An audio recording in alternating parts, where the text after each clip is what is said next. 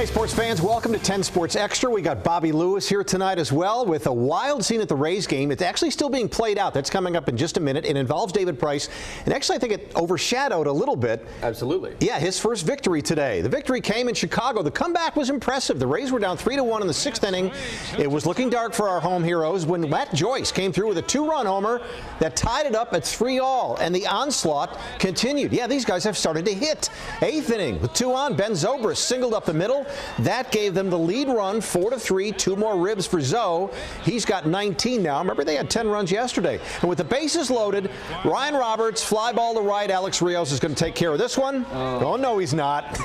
Error. 2 runs scored, and the Rays win it 8-3. They split the series in Chicago. That's all well and good, but that's not the real story. Yeah, I've always thought of umpires and referees kind of like ushers at a wedding. You know, they're there, you can see them, but they're really not supposed to play a major role at all. Well, that's not the case today. David Price showed a little bit of emotion after an awful call, and home plate umpire Tom Hallion did his best groom impression, put himself right there in center stage. After Hallion called him a liar, well, first of all, it was a terrible, terrible pitch. The pitch was right over the middle of the plate.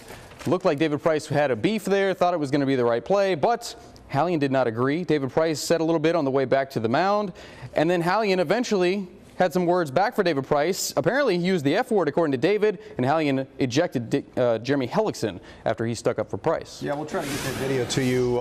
As a matter of fact, how about we get that video to you right now? Didn't that pitch look awfully good? It looked like a strike. I mean, how could it not be a strike? Right over the middle of the plate. Look at it one more time.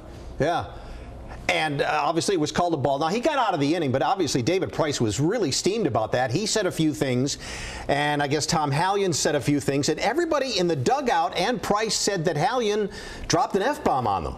You and I have spoken to David Price. He's not a liar. If he said this happened, it did happen the way exactly he said it would. So I believe David Price will stick with his word. Yeah, there was a bit of a Twitter war going on. I'm not sure if we've heard the end of this yet. Absolutely. Now, since the very first Devil Rays pitch to the obvious early drama already in 2013, Dwayne Staats has been there for every single pitch. He's the TV guy for the Rays. I got a chance to chat with him this week, the man who's been there since day one. He gave me an inside look at his favorite memories from Tropicana Field.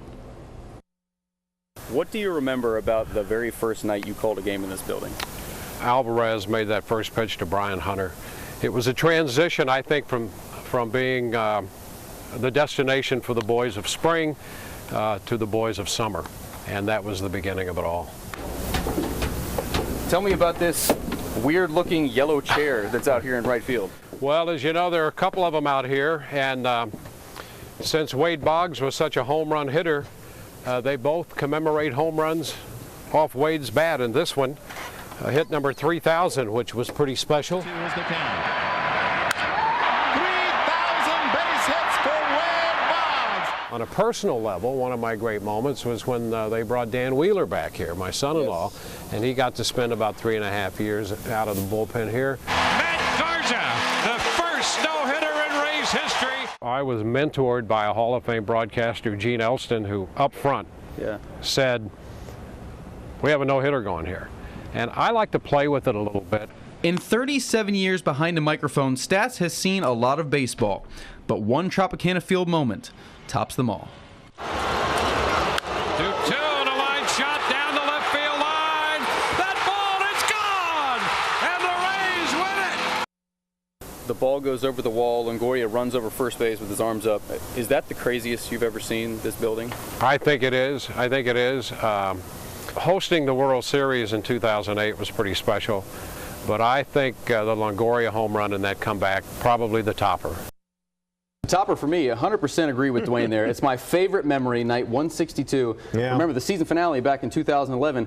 I was watching it from my house in Tulsa, Oklahoma, and I guarantee there was snow on the ground. It was a terrible October. And I remember leaping off the couch when Longoria hit that home run. I was calling my brother on the phone because his cable didn't work here at home for some reason. I was doing play-by-play over the phone. It was a very, very fun, memorable night for me. But remember, the Yankees were actually crushing the Rays. It was 7-0 in the 8th inning, but that's what made the comeback so great. It was virtually impossible for the Rays to win, and somehow Joe Madden made all the right moves. You remember Dan Johnson, this guy here with the beard? Oh, yeah. He hit a huge home run in the 9th inning. That's all he'd ever did for the Rays, is hit huge home runs.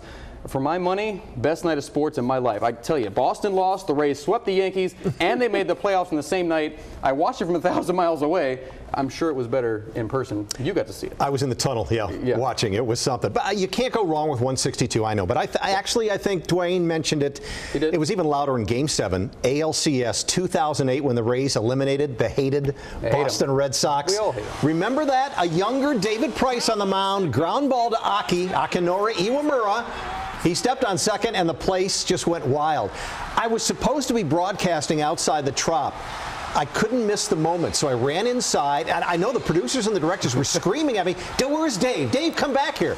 Honestly, as a fan, I couldn't miss it. I ran back in, I jumped into the outfield stands, and I just started screaming and jumping with everybody else in Tropicana Field. It's one of those moments that you just don't forget. Yeah. All right, when's the last time you were up for sunrise? Yeah, beautiful morning for the St. Anthony's Triathlon. It's now in its 30th year. A terrific local event, one of the best triathlons in the country. Here's your men's winner, the Olympic gold medal winner in 2008, Jan Frodeno of Germany, and the women's winner, a Floridian. Here she is, Alicia Kay from Claremont. Her 7th try and her first win here. This is one of the most competitive fields in the world, and it just felt amazing. I was so emotional coming down the finish chute because I've wanted this for so long, and we made this a key race for me this year, and to execute and get it done just feels unbelievable. St. Anthony's is a legendary race on the pro circuit. I mean, for the 5150s, I'm new to the field, but 30th anniversary, if you look at the guys who've won this race, it's a pretty big race, and I'm super chuffed to have won here.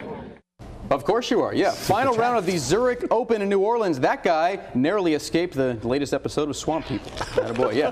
How about this guy, another Gator, Billy Horschel, a birdie on number 9. Then on number, 12, a couple holes later, another birdie. 6 straight birdies for him. DA points. Look at this beautiful bunker shot on 18 out of the sand. He would birdie and tie Horschel. So, Billy, you got to make this to win your first event. Come on. Absolutely. We wouldn't show you if you didn't make it. Yeah. Look at that. Beautiful shot. First time he's won. I would scream, too, if I just won $1.2 million. And I wouldn't show up for work tomorrow. Coming up, we are taking a look back at the Bucs draft. And former Plant High School quarterback Robert Marve tweeted that he's signed with the Bucs as a free agent. It hasn't officially been announced yet. And we're going to examine the chances of a couple of Saturday draft choices, both of them from Florida, one of them from Polk County. Sports Extra rolls on. All right, sports fans, welcome back. Ask me how the Bucs did in the draft. That today? Or That's all right. I will tell you, ask me in 3 years. We really don't know for a few years if these guys are going to pan out, especially the guys who were drafted Saturday in the later rounds. Now, I know you like this kid, was the 4th round, Akeem Spence? Yeah, I do. Big guy, 6'1", 307 pounds. He's a lineman. The Bucs drafted 3 defensive linemen, and I think this guy could be a very big-time pickup. Akeem Spence played in the Big Ten at Illinois, so you know he faced some top-notch offensive linemen, and he played very well. He may be the perfect solution for the Bucs to fill the vacancy that Roy Miller leaves behind. Remember, he left. He's with Jacksonville now. He did not re-sign with the Bucs during free agency. So maybe Spence can kind of plug himself in next to Gerald McCoy and help the Buccaneers continue to play really good, solid run defense. And this kid Spence is from Fort Walton Beach. Another kid, the 6th rounder from Miami, Mike James. He's from Haines City, Polk County. Mark Dominic compared him to Ernest Graham. Got good hands, tough runner. 6th rounders, generally long shots, but James has a real chance. A good reason why is the Bucs only have 3 running backs on the roster. James makes 4, and I was told that Mike James constantly wears a smile, very positive attitude, gone through some tough times in his life, lost his mom 3 years ago in a car accident, but he's got a real good chance to stick. Good luck to him. Here's to the happy couple. Michael Jordan married former model Yvette Prieto this weekend in Palm Beach. They've known each other for 5 years. The reception was at the Bears Club in Jupiter, an exclusive golf club designed by Jack Nicklaus. Among the guests, Tiger Woods, Patrick Ewing, Spike Lee, and Ahmad Rashad, but not Bobby Lewis. I did not make it, no. I wouldn't have been able to afford a gift. Send the toaster anyway. Yeah. That's it, folks. We're done. Thanks for watching. Have a great week, everybody.